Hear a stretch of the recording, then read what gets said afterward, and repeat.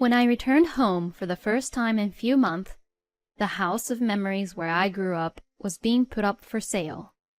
Since you were the one who said I could do whatever I wanted to do, I did it whatever I wanted to do. If the compensation needs to be paid, then you should be the one who should pay it. It's your own house. Ha! This is my revenge because you continuously looked down on me because I was poor. Go to hell. My husband, Ken, and my mother-in-law, Lisa, who grew up poor, sold the house without my permission while I was away and got the money from selling the house. And they deliberately violated the contract and laughed at me, the owner of the house, to pay for the compensation which would occur due to this incident. But they had no idea of the consequences that was going to happen. Their selfish action was trampling on the feelings of not only me, but also to my parents. I'll never forgive them for what they have done. I have to pay because it's my house. Huh. Yeah, you better hurry up and pay. If you say that, then this house is not owned by me. Huh?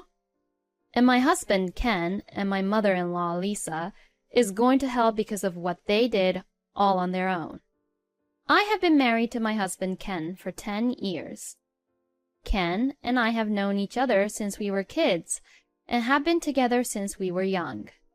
We are in what is called a marriage in which I have a significantly higher socioeconomic status compared to Ken.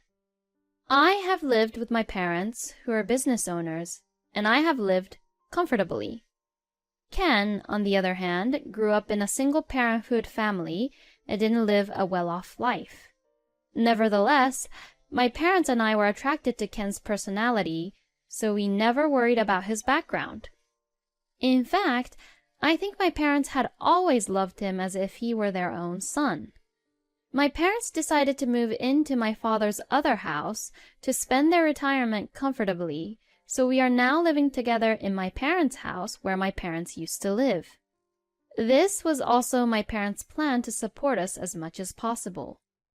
We should officially change the ownership for the house's contract soon.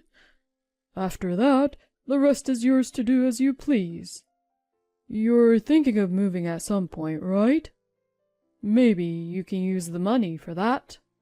A few months ago, my father told me that he was going to give me the parents' house. The house was all well cared for and was not at all inconvenient to live in, but it was too big for us who had decided not to have children. I thanked my parents, and even though it was before the ownership change, I slowly proceeded to deal with the real estate company. Hey, Ken, I told you to fill out this form. If I don't submit it today, we won't make it in time. How can we sell the house without this? Oh, just write it down then. You're only overreacting. If you submit it today, you'll make it in time. You don't have to tell me every single time, you know. Just do it on your own. Where did his kind and sincere personality go to? Since our marriage, Ken has become increasingly lazy and had left everything for me to do it. He routinely asks me to write very important documents on his behalf. If I refused, I would end up causing trouble to the family and thinking that if I do it, then everything would go peacefully, so I would just end up doing it myself. I wonder if he'd continue to treat me like a servant like this. We decided to sell the house we were currently living in together. We have also chosen a new house in a place that will be both beneficial for us. But I was worried about the future of my married life with Ken and spent my days wondering if this was the right thing to do or not. Then one day, I received a call that my parents had been seriously injured in a car accident, and I rushed to visit them at the hospital. Although my parents survived, they were diagnosed with a total recovery time of 6 months and would need someone to support them for about 3 months. I'll ask Ken. I'll ask my company, too, if I could adjust my work schedule as well. I'll be the one to support you both. I asked my husband if I could go home to my parents for an extended period of time while I supported them. To that, he said, It's okay, it's your thing. And he had easily agreed. But to be honest, his tone was more like he couldn't care less than being worried about my parents. Anyways, I could go support my parents now. But then, another problem arose in my mind. Would Ken be able to live all on his own while I'm gone? Ken is one of those people who can't do any house chores. He can probably manage to eat, but he's not able to wash his own clothes, and the idea of taking out the trash on a certain day of the week is never in his mind. I wouldn't want my house to become a garbage dump. I was a little hesitant, but I explained the situation to my mother-in-law, Lisa, and asked her to support Ken. Please feel free to use anything and do anything in the house as you like. Oh my, you're in a lot of trouble, aren't you, Mary? I'm sure your parents have enough money to hire someone to support them. Or are you just missing your own parents, Mary? Don't worry, I will take good care of my own son. So don't you worry, you could stay longer than 3 months if you want. Lisa loves Ken very much, and probably sees me as the woman who took her son away from her. I was uncomfortable with the sarcasm that she would say to me whenever we had conversations like this. However, I thanked Lisa while suppressing my annoyed feelings because I knew that she was the only one who I could rely on at the moment. Then, I only got what I needed and headed to where my parents were. Every day was very hectic, and 3 months passed by so quickly, and I couldn't really be in touch with Ken properly. But it was worth it, and my parents were getting better day by day, and once life after the hospitalization had settled down, I was ready to go home. I got into the car and hurried home. Leaving the natural surroundings of the town behind, I made my way through to the familiar landscape and arrived at home. But what? The house was no longer the house I knew.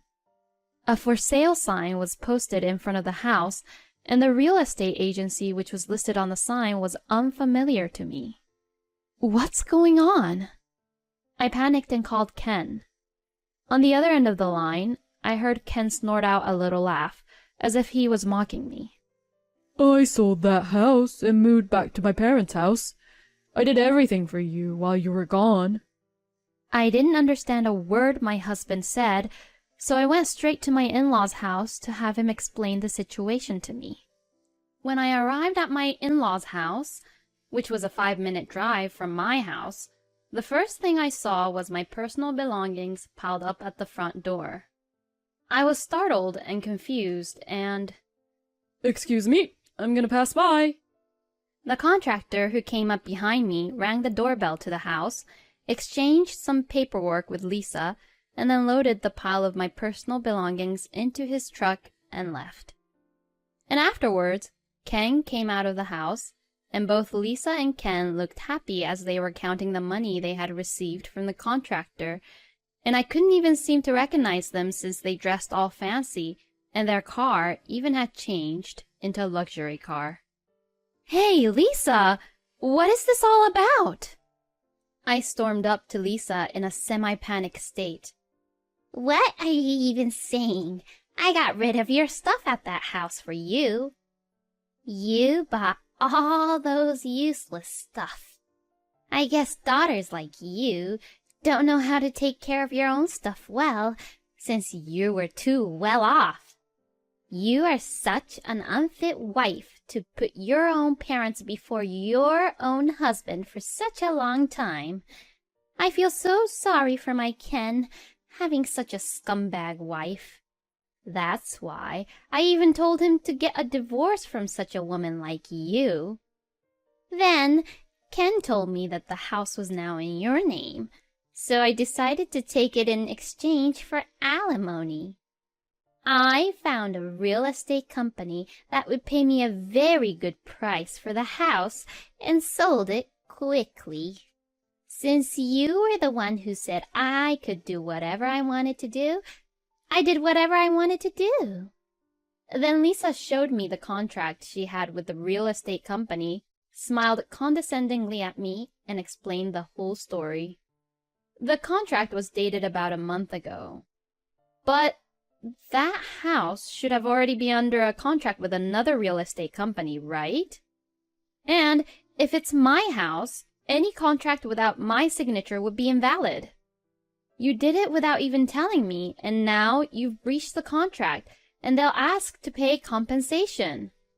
In panic, I said this to Lisa about the consequences, but I already heard that from my Ken.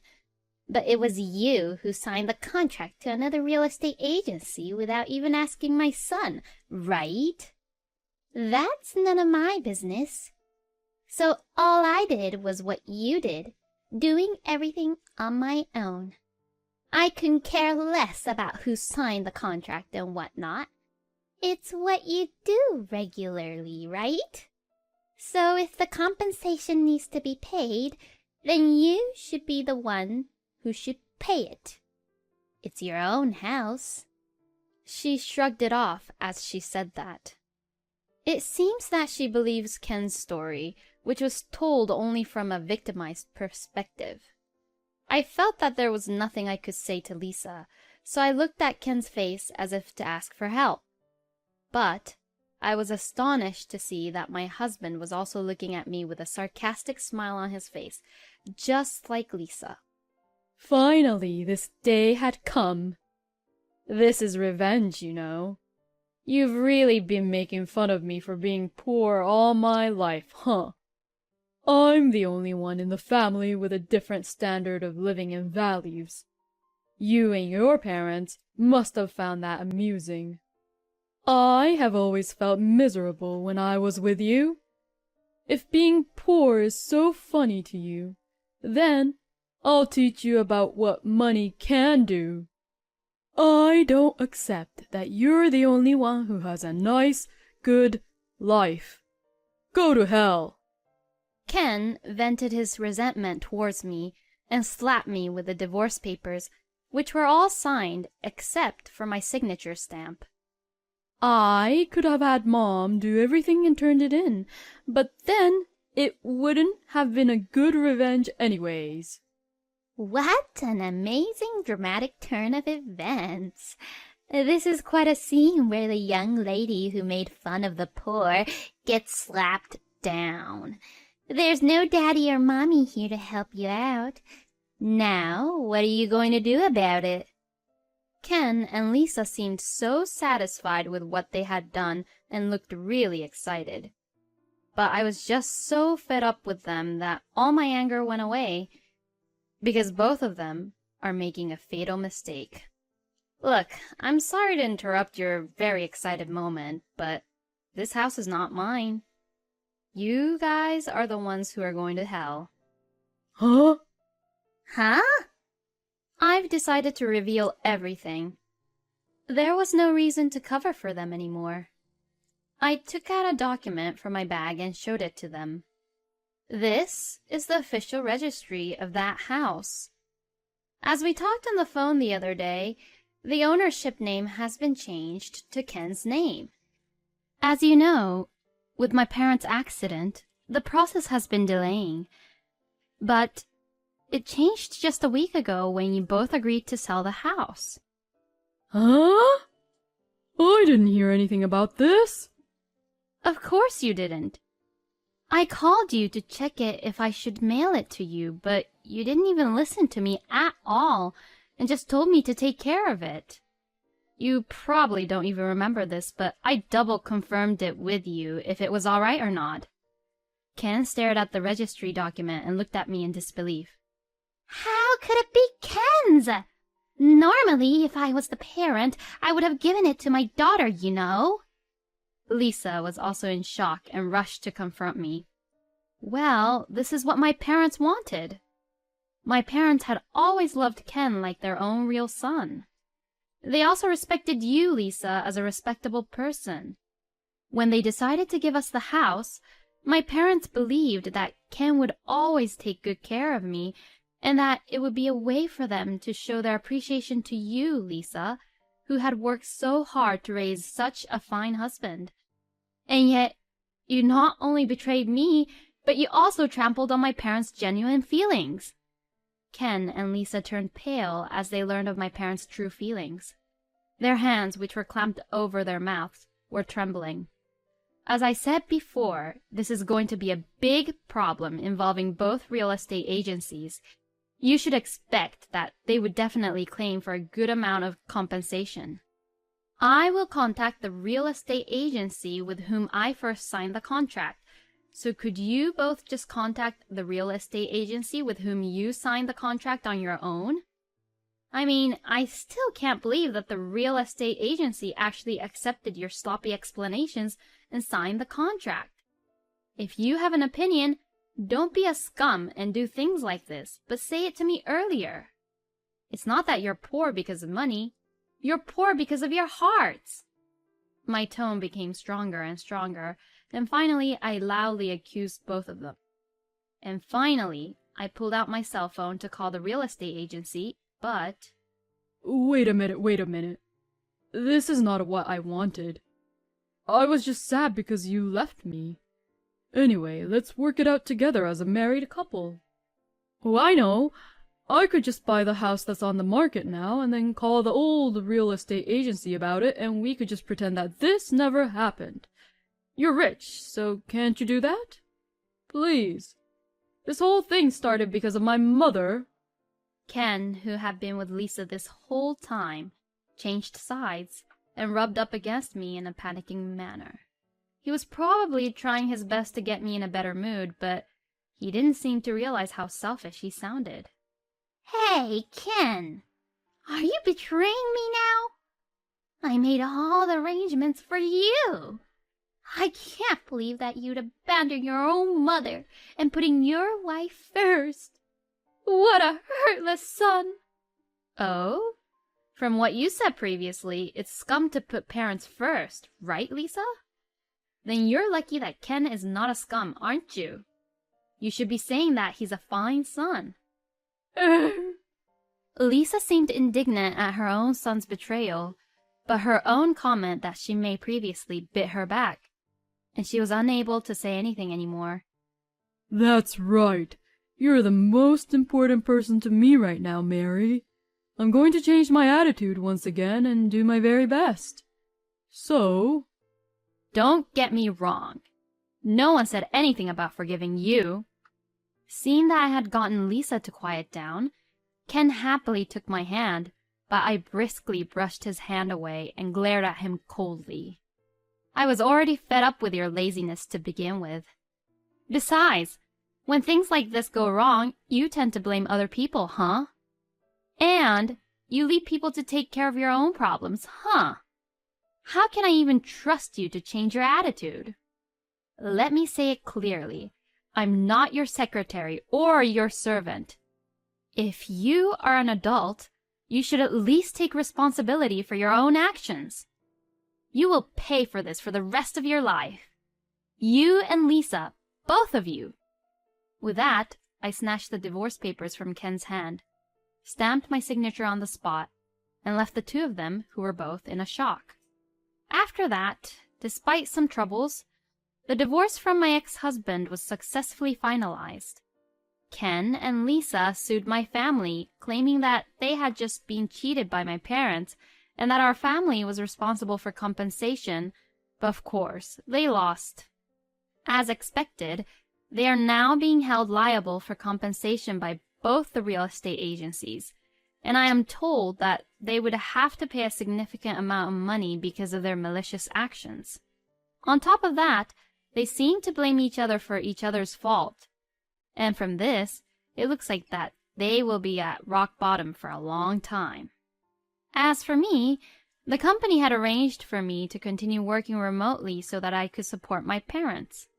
So, I'm going back to my parents' place and continuing to support them while I work. Honey, your bath is ready. Thank you. I'll wash the dishes, so you get in the bath first today. You must be tired after your rehab session. Well, then you should get in, Mary. I'll get in later. I also want to clean the bathtub after anyways, so you should get in and relax in the bath, Mom. My parents are still undergoing rehab from the accident, but they are still supporting each other and spending time together happily. I began to live with my parents for the first time in a long time, and seeing the two of them forever getting along with each other, I think to myself about this. After seeing my parents, I realized what was missing in my marriage with Ken. I think that it was respect and consideration for each other. There are things that I could have done to be more considerate, but thinking back, I don't believe that Ken and Lisa had any such feelings for me. At first, I was quite sad and frustrated by the divorce from Ken, but now I can say with confidence that it was for the best.